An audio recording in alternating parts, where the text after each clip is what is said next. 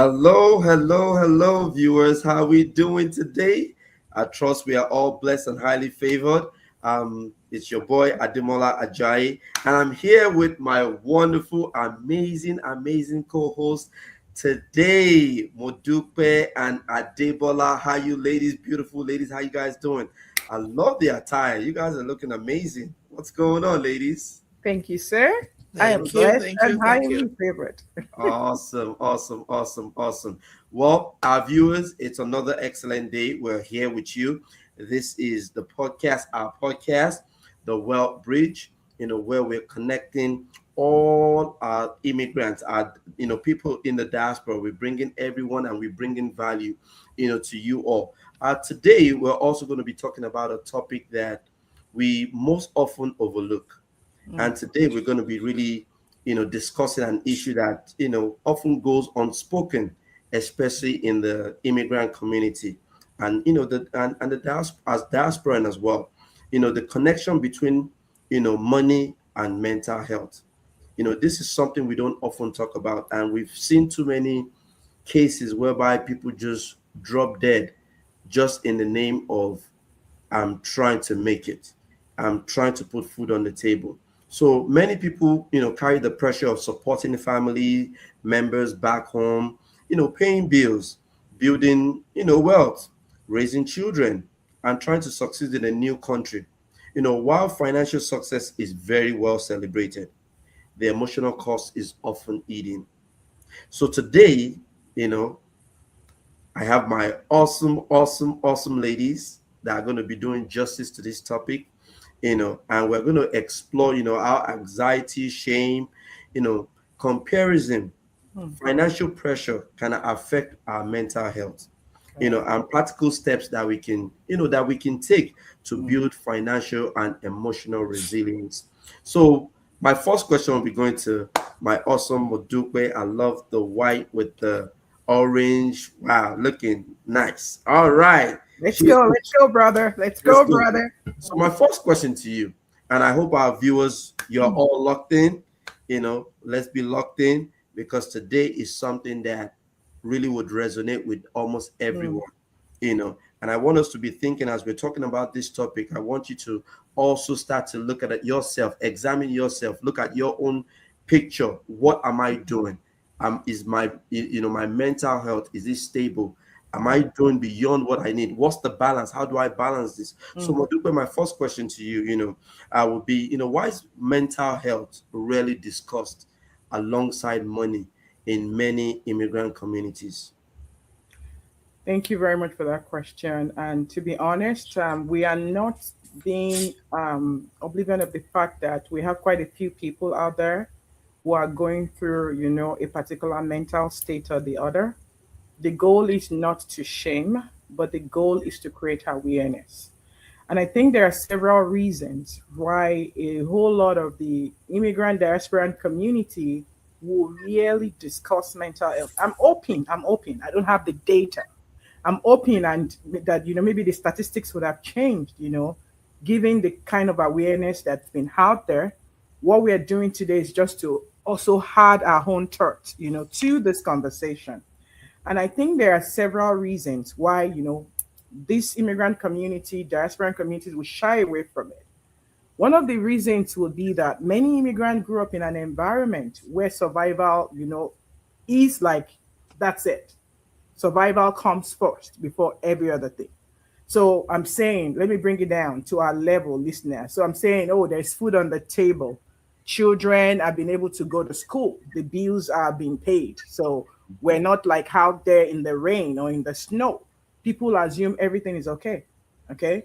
But are we checking in on one another? Right? No one Mhm. is asking, are you feeling emotionally drained? So the focus was simply, let's just keep pushing it through. As long as we can get by the day, we'll go to the next day. You know how we say, take a day at a time, just keep going, going, going. And another thing I see is that many cultures, right, unintentionally, they equate emotional struggle with weakness.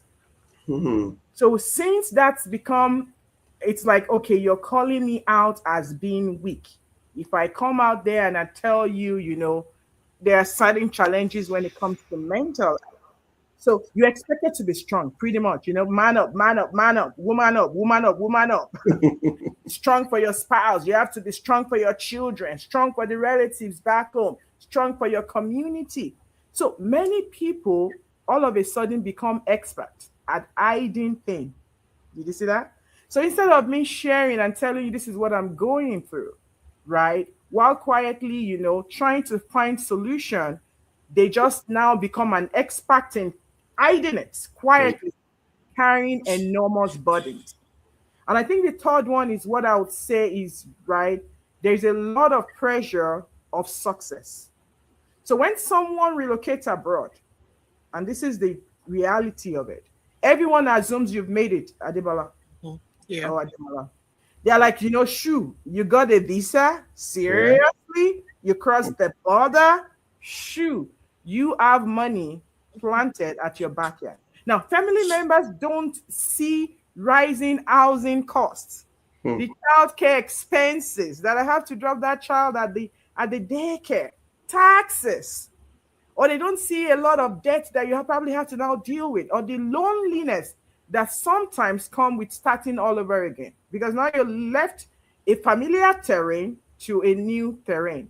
So you've got time to acclimatize. So instead, these people see opportunity. They are seeing opportunity for you. You see that? So many immigrants silently just carry the financial pressure. They man up, they hold on to it, it builds pressure that is not seen, quietly derailing and messing up with the mental health. Hmm. Because again, they don't want to be, seen as weak, neither do they want to disappoint anyone. Hmm. And finally, many people separate finances from emotional health. Don't do that. It is when you are sane, you are healed, that you can go out there to get the money. But they are deeply connected people, which is one of the reasons why we wanted to talk about this on this podcast. So financial stress can lead to anxiety, and anxiety begin to affect. I've seen a lot of immigrants that they tell me I cannot sleep. So if you're out there and you can quickly sleep, like just close your eyes and you sleep, that's a blessing, oh. Hmm. It's a blessing.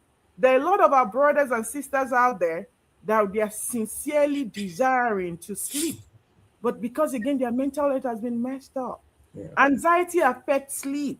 Poor sleep now affect your decision making. Poor decision making affect your finance. They're all Hmm. interrelated, my brother and my sister. It's a Yeah. cycle. It's a cycle. I'll keep short at this junction and throw it back to you. Awesome. Really? Awesome. Awesome. Really? You definitely took a good stab at it. I definitely love how you broke it and tore it into pieces. But Thank you, sir. this, you said something that is very important, and they often call this thing called suffering and smiling. Mm, Mhm. you that's know, you internalize everything, you bottle everything up, and not letting people know what's really going on. And mm, before you know, we hear somebody just had a stroke.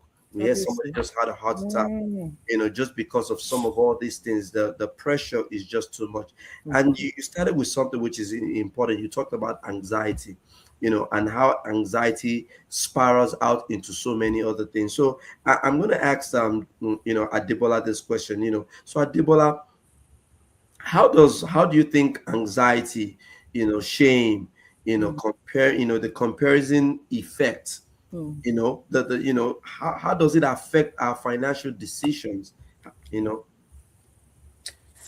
Thank you, Ademola. And I mean, this topic, at first I was okay, mental health, like, is this something that I really want to talk about? But I'm seeing that it's quite important because we see a lot of the effect in our community. Okay. And like you said, people just bottle everything in, and nobody wants to tell anybody what's going on.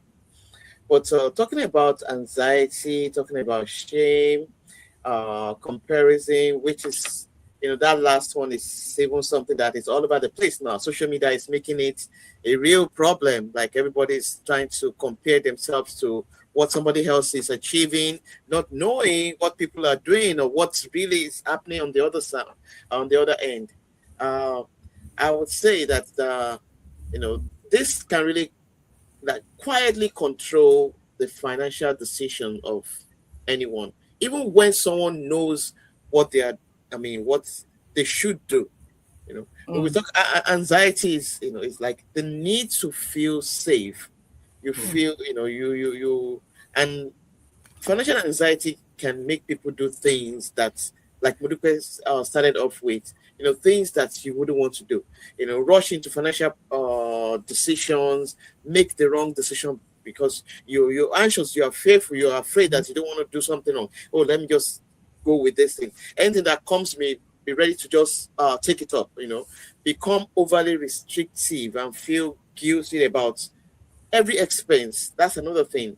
And some carry this from a long time, like let me say, and they don't even know that it's been there. And then you start to manifest that when you are in in a situation whereby things are just so tight, so hard for you. You're working, you're mm, stressing out, and things are not working the way you want it to be.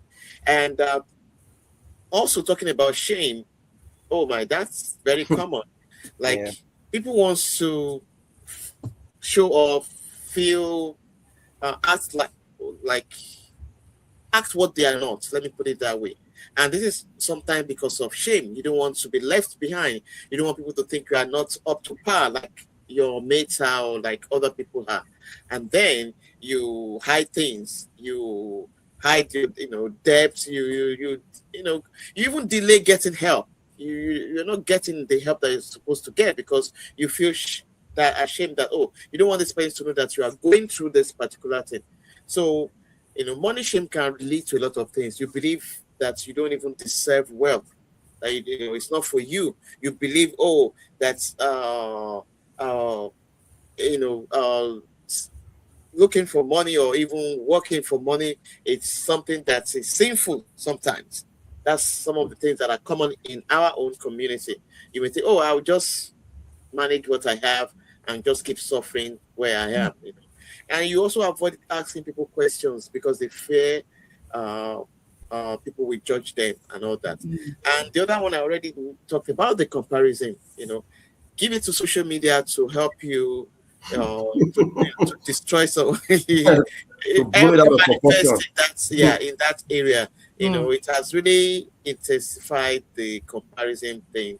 Everybody compare, oh, this person is doing well, why am I not doing well? We're in the same country, we're in the same career, we're in the same community, and this, so what's going on? And you want to do what somebody else is doing. All these things, they at the end of the day affect our mental health if we're not in the right place, if we're not mm, focused, and if we're not thinking properly, and mm. or if we allow other things to determine or to dictate our behaviors, then there's a problem. The problem is looming. I'm going to stop there. Wow. I mean, thank you so much, Adebola. For our viewers, if you're just tuning in, we're just having this conversation, when it comes to about money and our mental health and how this is affecting us in, our immigrant and diaspora communities. And, these are some of the things that we don't talk a lot about. And this is why Mm, this conversation is so, so highly important. And like Modupe said, this is not to shame anyone, it's not to, but don't put yourself in an unnecessary pressure mm, just because you want to be like the Joneses, they say, right? mm, Don't just put yourself in something that it's not there. So because of our time, I just throw this next question to Modupe. mhm. How do you think most of our families out there can build emotional and financial safety into their financial plans? How can they incorporate this emotional and financial safety? you know Thank you, Demola. I love the question because, contrary to people's opinion, true wealth isn't just about you accumulating money. mm, I mean, to say, well, I have, oh, yeah, I have 20 sources of income. I have these sources of income. Mm-mm. That doesn't define true wealth by itself. So it's about you creating peace. When peace like a river attained our soul, the songwriter says, right? And so one of the eldest financial conversation a family can have isn't how much money do we have? It's actually how are we doing? So I think we need to step back. Daddy, mommy in the house, who are what? The breadwinners of the home. Because I know gone are the days we just leave the breadwinning game now to the daddy or just to the mommy. It's a collective effort. Daddy is helping mommy, mommy is helping daddy. So that we don't end up having one person stroke out. Because now the whole burden is on them. Are we asking the questions? Are we asking a significant order? How are we doing? It's not about how much money do we have. So families should intentionally create a regular money conversation without blame. Every single person has a minimum an Android phone or an iPhone. The last time I checked, those phones, those devices have something called calendar. Hmm. Schedule it in every quarter. Let's have a money conversation. Daddy, mommy sitting down. It's not a matter of, hey, I don't have the time. Mommy is saying, I don't have the time. Daddy is saying, I don't have the time. You will have the time when the time comes. You don't want to wait to that time, though, which is why we're having this conversation. It's not a conversation of argument. It's not an accusation. It's like, let's look at the picture and see. I'm telling you, these conversations go a long way.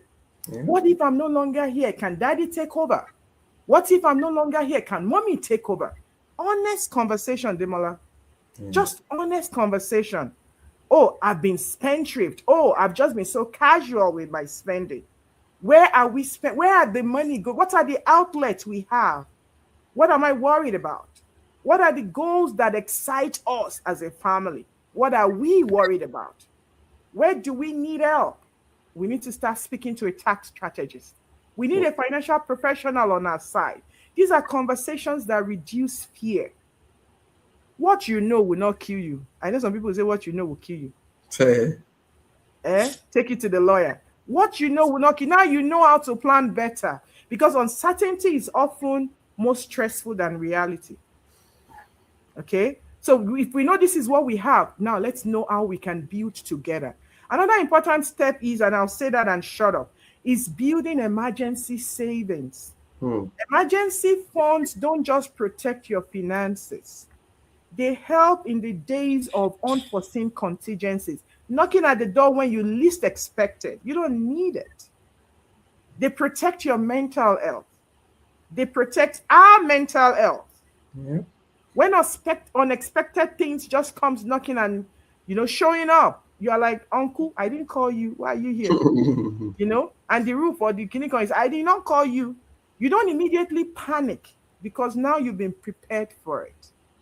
And I see many of us are so, engrossed with, let me just get the money. I'm working. What do you mean? So daddy is having this conversation. Mommy is having this conversation. So either of the parties is just like trying to, throw tantrum and say, I'm busy. I'm doing this. But to be honest, there are certain conversations we need to have so that we can help to bridge the gap in the event it should happen. Nobody is saying it's going to happen. We're saying if it happens, we want to have done our due diligence and outsource that responsibility to someone else. So we don't immediately panic because now we are prepared. That is what I call emotional security, Demola. And every one of us needs to have that. We cannot overemphasize this. This channel, this podcast is all about financial literacy, education, awareness. What can our immigrant family do with this information so that they can be better structured, prepared, and not become the victim in the system and this environment we find ourselves? Insurance is going to play a major role. Let's let out the cat out of the bag here. Deal with the elephant in the room. Disability protection, do you have one in place? Health insurance, do you have one in place? This is not a matter of procrastination. There aren't just simply your financial tools, but they are immediate financial product that we can start using. They promise that our family will not be faced with a crisis alone. Yes. That's all it's about. We are not going to be alone when this thing comes, when push comes to shove. We have it at the beck and call so that we can use it. We've talked about living trust on this channel, on this podcast. How many of us have taken that responsibility to say, let me sit down with a financial professional, an estate planning strategist, There are quite a few out there. Every single one of us here are also one of them. We are bringing this information out there so that somebody can be informed. Beneficiary designations. People change beneficiary or probably even leave their beneficiary. I've seen cases, weird cases, Demola. Somebody has their, I don't know, their fiancé that they never became a husband with, their name on the beneficiary or whatever. And then this person finally passed on. Oh my God. That is a chaos right there. Your immediate family are already crying and wailing because they lost you. Now they have to deal with this. What are we doing now that will give us peace now? Not just now, but peace later on when we even transition. Very important. Let's leave clarity and not confusion. Wow. Hey, brother. Wow. That is definitely loaded. I mean, definitely food for thought, reason for us to, really, search our inner soul and think deep. You said something which is very profound. You said wealth is not just measured in just asset and cash alone. Mm-mm. There's another aspect, that a very, very profound financial educator talks about, and he talks about the cash, the dimensional wealth, as in KASH. It talks about knowledge, Mhm, attitude, skills, and habits. mhm, How we bring in these things, these are also part of wealth building, because we normally just often think about wealth in just assets or just monetary part. But mhm, we've seen that even when a family has the monetary part of it, the asset part of it, once the right knowledge is not put in place, the right attitudes are not set in place, the right skills and habits are not formed, all the wealth becomes Yeah. you just squander those things, It can those. be, it can disappear in just Yeah, a bit. yeah, it can disappear in just one generation. So this is very, very important as we definitely delve into this. So at Devil, I know a lot of families, they struggle with how to balance helping family back home. you know we are more focused on the diasporan community, the immigrant community. So that's what we're about. If you're listening and you're on this, you're tuning in and you hear us talk about the diaspora and the immigrant family, that's what we do on this podcast. We're trying to bridge that wealth gap.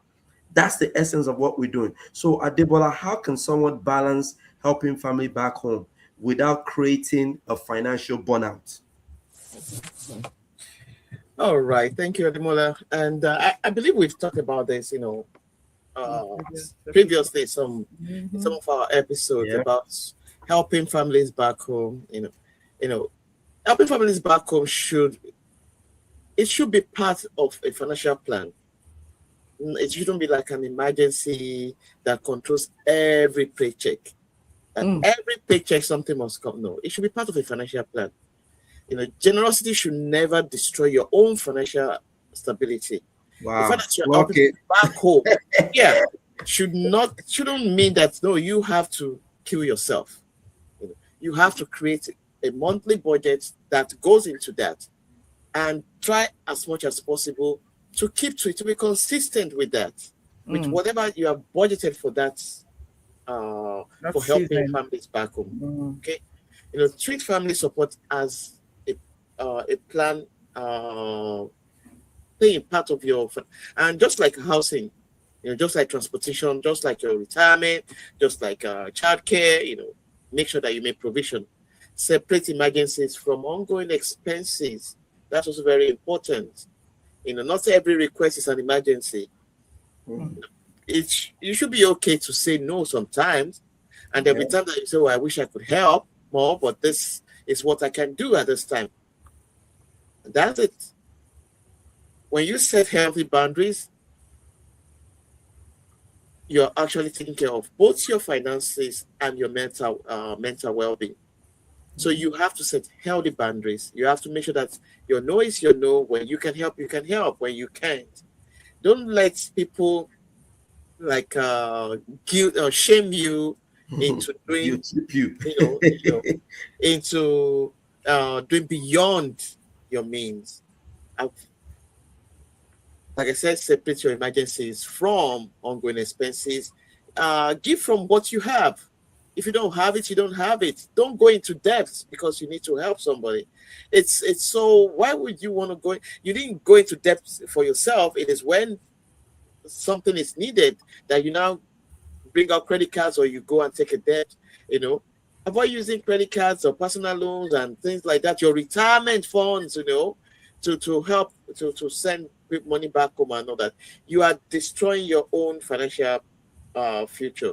The wealth that you are building is being destroyed. You have to make sure that